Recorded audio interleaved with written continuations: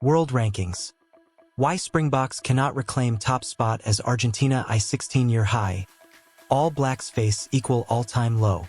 The Springboks, despite being close to winning the Rugby Championship for the first time since 2019, cannot reclaim their top spot in the World Rugby Rankings, regardless of how well they perform against Argentina this weekend. If you are a fan of All Blacks, write Go All Blacks in the comments and subscribe to the channel. South Africa needs just one log point to clinch the Rugby Championship title. However, even if they secure a big win over Argentina, who are chasing their highest ranking since 2008, the Springboks won't reclaim the number 1 spot. This is because of the 7.47 points difference between them and Argentina, even before the home advantage is factored in. They dropped to second place after their loss to Los Pumas last week. So, even if they win by more than 15 points against Argentina, they won't gain any rating points and will stay in second place. This also means that, no matter the results this weekend, New Zealand can't surpass them either. Springboks vs Argentina preview. Rassie Erasmus' team is set to win the Rugby Championship title, while the Pumas are trying to break their trend and climb in rankings. The All Blacks are in a similar position. Even if they win against Australia, they won't improve their ranking because there's a 9.38-point difference between the two teams. But here's where things get tricky. If New Zealand loses to the Wallabies in the second Bledisloe Cup clash, they could drop to 4th, and France would jump ahead. Worse still, if the All Blacks lose and Argentina pulls off a second win against South Africa with a margin of over 15 points, the All Blacks might even fall to a tie for their all-time low ranking of 5th place. Speaking of the Wallabies, they have a chance to jump up 2 positions to 8th if they manage to defeat the All Blacks. Australia hasn't won in Wellington since 2018, and their record at Sky Stadium is their worst at any active venue in New Zealand, with less than 3/4 of their matches they're ending in victory. All Blacks vs Wallabies preview. Scott Robertson's side looks to finally break the Wellington curse, despite facing struggles in the final quarter of games. However, if Australia loses to New Zealand, they won't drop from their current position at 10th, no matter the scoreline. Meanwhile, Argentina is enjoying a recent surge in the rankings after their victory over South Africa. They're now in 6th place and could move up even further. If they beat South Africa again, ITLL push them past England into 5th place. And if they win by more than 15 points, they could leapfrog over France too. Argentina could even jump to 3rd place, their highest position since June 2008, if they manage a big win over the Springboks, combined with an Australian win over the All Blacks. Now, check out these possible outcomes. If New Zealand wins by 15 points or less, both they and Australia's rankings stay the same. If New Zealand wins by more than 15 points, no ranking change for either team. A draw would see New Zealand lose a point, but no change for Australia. If Australia wins by 15 points or less, New Zealand would drop and Australia would rise. If Australia wins by more than 15 points, the All Blacks would slide down further, and Australia would climb up. For South Africa vs Argentina. If South Africa wins by 15 points or less, both rankings remain unchanged. If South Africa wins by more than 15 points, no ranking shift for either team.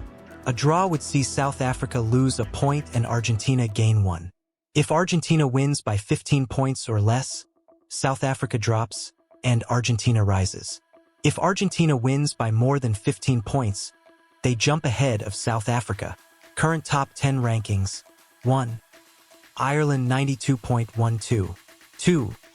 South Africa 91.77. 3. New Zealand 88.70. 4. France 86.96. 5. England 85.40. 6. Argentina 84.30. 7. Scotland 82.82. 8. Italy 79.98. 9. Fiji 79.64. 10. Australia 79.32. What about the curious case of Ireland? How did they manage to climb to the top of the rankings without even playing? That's because South Africa dropped points after their loss to Argentina.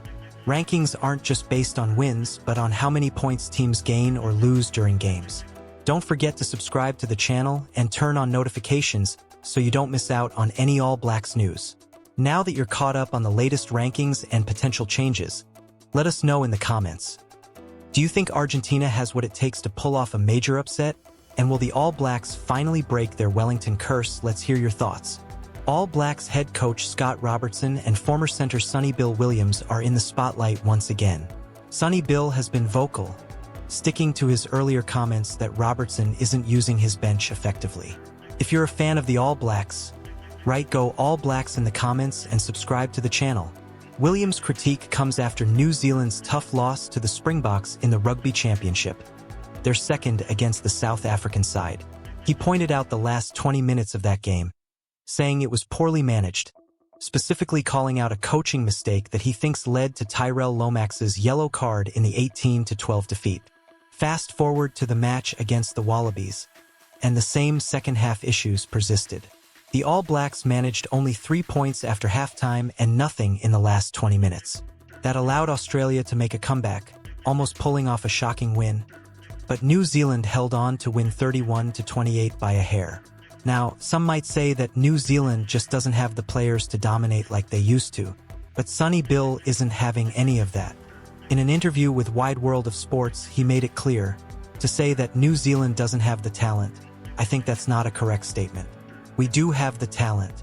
I just think they're not being used the right way from a coaching perspective. It's about when the players are being subbed and how they're coming off the field. He also praised South Africa for how they've mastered managing their forwards, rotating the big guys to make a real impact on the game. Williams believes that's the key. He says New Zealand still has the class to compete at the highest level but thinks Robertson isn't pulling the right strings at the right moments. Sonny Bill continued, saying the final 20 minutes are where New Zealand is struggling the most. Great coaches make the bench believe they can come on and change the game, he said. And right now, we just haven't got that part right. Whether it's a mindset thing, I don't know. But we just seem to be slipping in those crucial moments. His advice: simplify things. When things aren't going to plan, you simplify the hell out of it. Win the physicality battle, get in their faces, and everything else will open up, Williams added. Coach Robertson is clearly aware of the issues, as he's made some bold changes for the upcoming Wallabies rematch. Cortez Radama and Damian McKenzie, both of whom have been playing well, will start on the bench. In their place, TJ Perenara and Beauden Barrett will take the field. Sonny Bill's reaction to the changes: he's pumped for TJ Perenara, calling him almost in the form of his life and saying he's playing some bloody great rugby, and he was fantastic off the bench last week. Williams also thinks McKenzie could start but likes him as an impact player, while Barrett's experience makes him the right choice to start. As the Rugby Championship heats up, it's clear that the All Blacks have some issues to fix, but with Robertson's adjustments and Williams' passionate analysis, fans are hopeful the team will find the right formula soon. Before we go, make sure to hit that subscribe button and turn on notifications so you never miss out on the latest All Blacks news. We're always here to bring you the most exciting updates on our favorite team. What do you think about Sonny Bill Williams' comments on Scott Robertson's coaching? Do you agree with him? Let us know in the comments below.